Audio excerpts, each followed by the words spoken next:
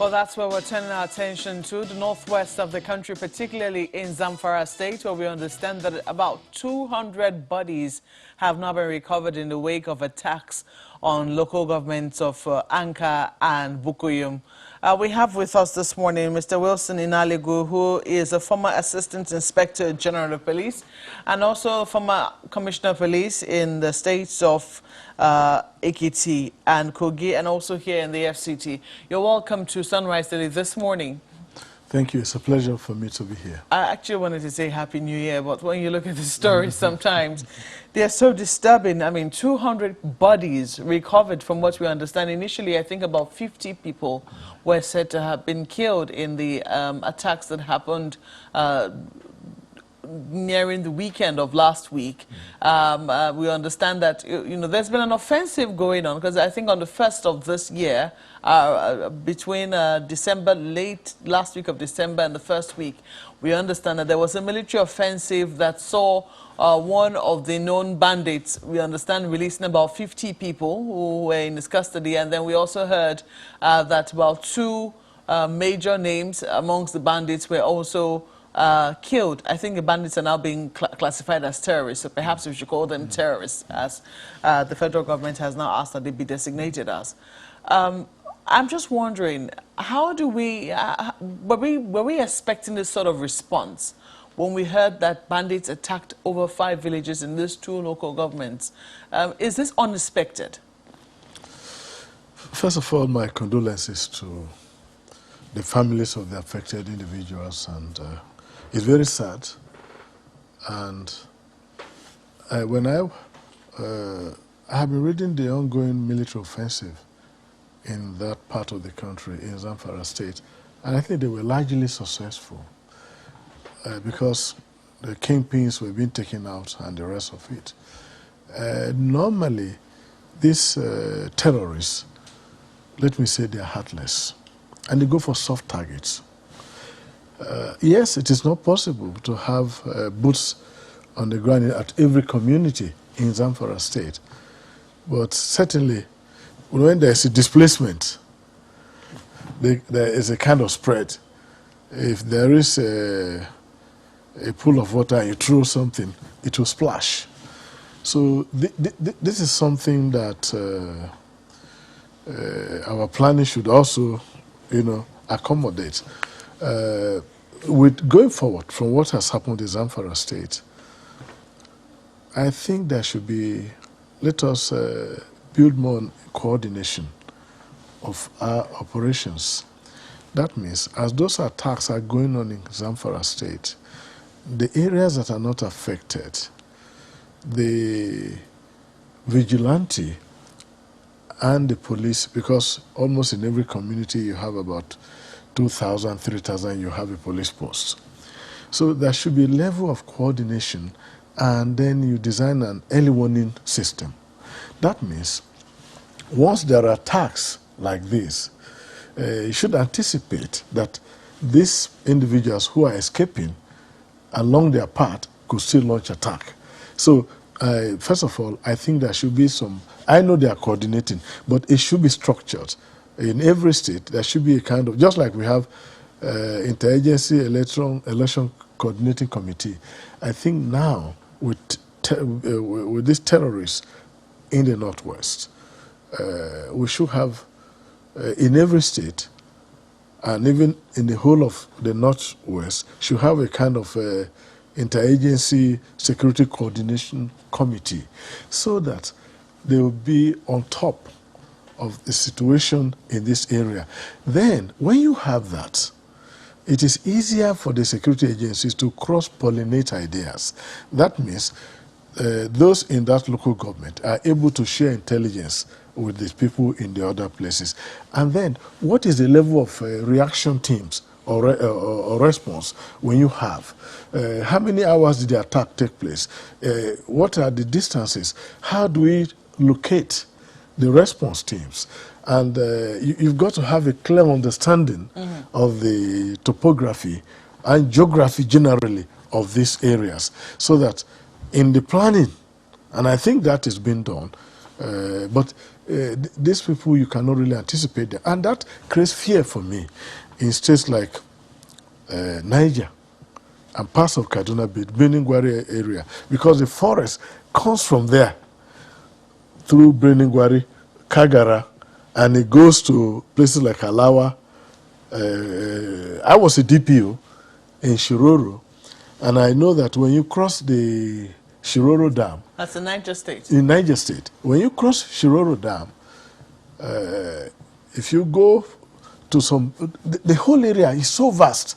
When I was a DPO there, when I go to visit some communities, you think that since the universe was created, no hole or anything has touched the ground here. Is that, and that has been the route. Once there is a migration, for herders really. Once they come through Kwaki, a place called Chukuba and Erena, and recently Galadima Kogo was sacked. Gurumana, I think most of them are in Kuta. That's in Niger State. In Niger State and Bassa. So that means that area, there must be a kind of intensification of monitoring and coordination. And then they should have response plan in place. So once it does happen, once this ongoing onslaught, because I know it's going to increase in intensity, but because the terrorists operate in surprise, speed, and secrecy, you never get to know. They not select target. Therefore, we must build early warning system in our communities. Not just having the vigilantes, but having human intelligence. People will give telephone. Maybe a little thing is being paid to 10, 20,000. You give them telephone of 3,000, 4,000.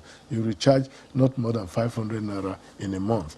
And these people are able to give you a correct assessment, movement, strange people they have seen, because you don't go and attack a place without some level of surveillance. And when I read, they said these terrorists were moving about 3,000 cattle, and then they launched spontaneous attack on these communities.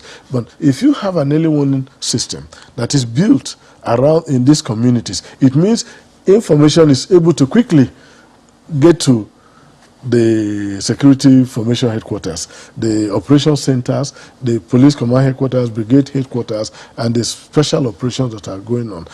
And it makes it easy.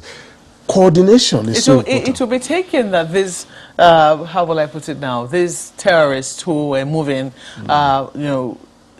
were being displaced, so to speak. I think that one would have imagined that we would have thought that would be a fallout of the attacks which the military was launching on these terrorists in Zamfara. Wouldn't we have imagined that perhaps in their own spread outs, they could become vicious along the path or wherever it is that they were spreading out to? Yeah, but the area is very large. Take example, Niger. Niger is about landmass, about 10% of Nigeria. You are going to, it's practically impossible, really, to have boots on the ground in every community. That's why I was talking about the early warning system. Early warning system, coordination, and robust rapid response.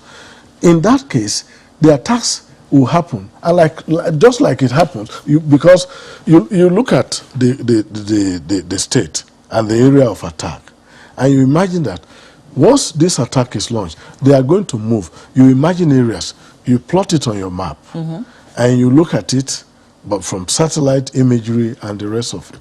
Once you look at it and you plot, where are they concentrated? And but the communities also have a role. And unfortunately so, there are informants amongst the communities. Yeah. But you can develop your own sources. And that is what I'm talking about. When you have human intelligence, you have layers in various communities. There are people you really don't expect. There could be different people, food sellers, but they'll give you a correct situation report of what is happening when there are new people coming, new bites in those communities. For 200 people, it's a lot of people. They were murdered in about 24 hours, and there was no help. not even from the security agencies that were already stationed. I mean, you spoke about being a DPO in a very vast land area, but I do not know how DPOs are located. I don't think it is one DPO to one local government, is it? Yeah, no, depending on the size of the local government. Like when I was DPO Shiroro Dam, Kuta was a local government headquarters. There was a police division there. But I'm told now there is a division in Erina to cater for the areas across the river, the Shiroro Dam, because that area has witnessed lots of attack. But you have more than one DPO in a local government. That's what I'm trying to say. Yes, you do. So, I mean, there will already be security, some security presence. Yes, it might not be sufficient. Yes. But it didn't look like there was any sort of resistance put up at all. Like I told you, number one, it depends on the distance from the police formation. It depends on the mobility. Let me tell you, unfortunately so, in a local government, you have a division and you have 300 personnel. How many vehicles do you have? And what is the state of those vehicles? You could have a division. Let me give you an example. FCT, Garki has a reasonable number of personnel, but I can assure you they will not have up to 577 vehicles. How do you expect such mobilization? And these are people who are coming in their hundreds. This is a place that we already know. I hate to interrupt you, but this is a place. I mean, this is not the FCT. This is not Lagos. Yes. This is a place we know has been facing security attacks over the last couple of years. I mean, these attacks now have been going on for over 4-5 years. Zamfara has been a hotbed. Yes. There have been all manner of measures we've been trying to put in place to counter whatever is happening in Zamfara. There's been no-fly zone declared over Zamfara. In recent times, a renewed attack has been launched. We've been told, oh, it is the gold in Zamfara that is causing a lot of problems for the state. Or some people say, oh no, it's just these rustlers who have now found it very lucrative. There have been all manners of theories propounded. We know that these terrorists do not go in vehicles. I mean, they do not go in motor cars. They go on bikes. So, I mean, one would ask, how expensive are motorcycles that if that is what the bandits are using, we as a country, as a state, cannot also show might by also preparing our people on the ground. If it's to prepare vigilante groups for villages, if it's to, in addition to, you know, the security forces whom we already have on the ground, how difficult can it be? Yeah, that's what I was trying to say about coordination. The vigilante should act as force multiplier and technology, which is not too, you know, expensive.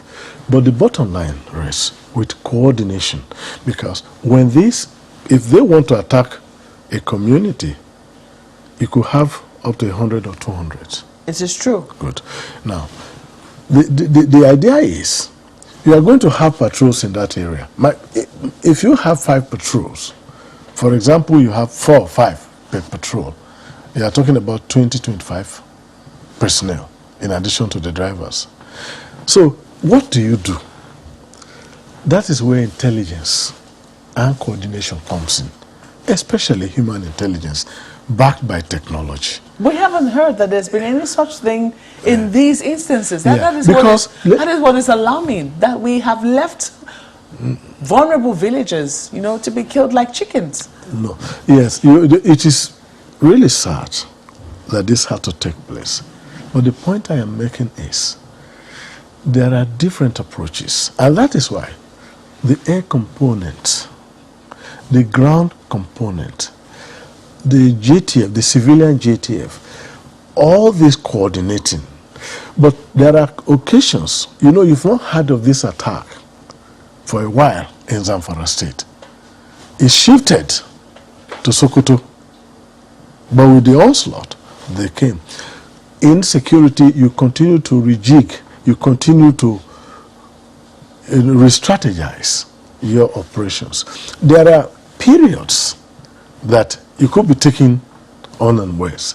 But that is why the point I've been trying to make here is we've got to up our coordination a little bit, an anticipatory skill to be able to know that if this is happening in zones A, it could have a ripple effect in zone B, and then you prepare for that. But by the time these operations are taking place, dead of the night, you are mobilizing, and these guys are already mingled with the community. The thing is to intercept them before it does occur.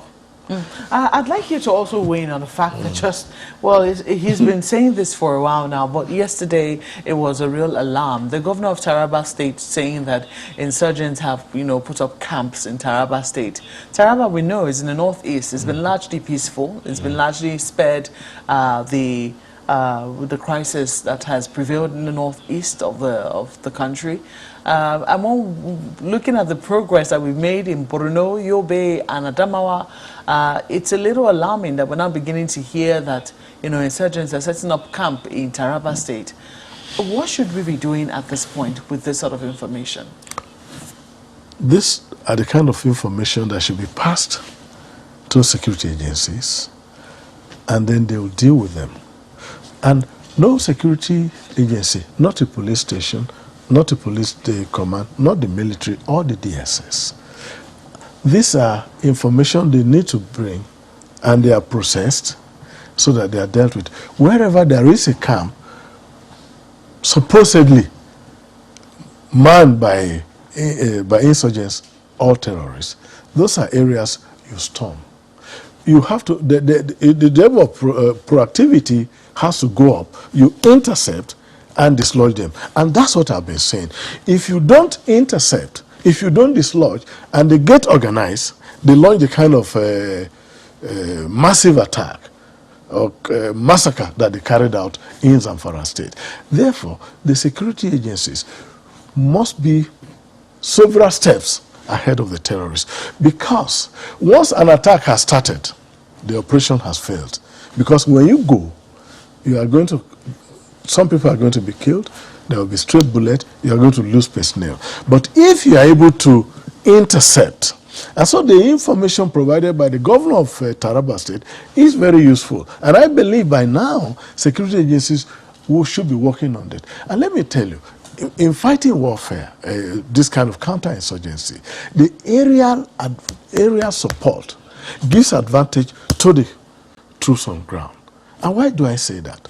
If I have a checkpoint of about, let's say maximum 20, and I have about 700 people go to attack that checkpoint, manned by military or police, as the case may be, no matter the level of the ammunition those people have, and you have 700 people, let's say they take out 100 of the insurgents, you are still going to have about all the personnel killed. Therefore, there must be provision of more logistics, especially helicopter gunships.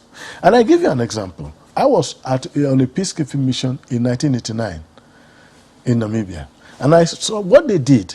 In every police station, then in northern Namibia, you had 2 helicopters. You had bunkers, and once the insurgents come, the helicopters will just go with their cannons and they take them out.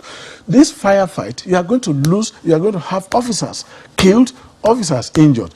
So my appeal, get more equipment, more long-range cameras that are able to detect, to recognize, and even to count, so that in real time, you are able to detect what is going on and take necessary steps.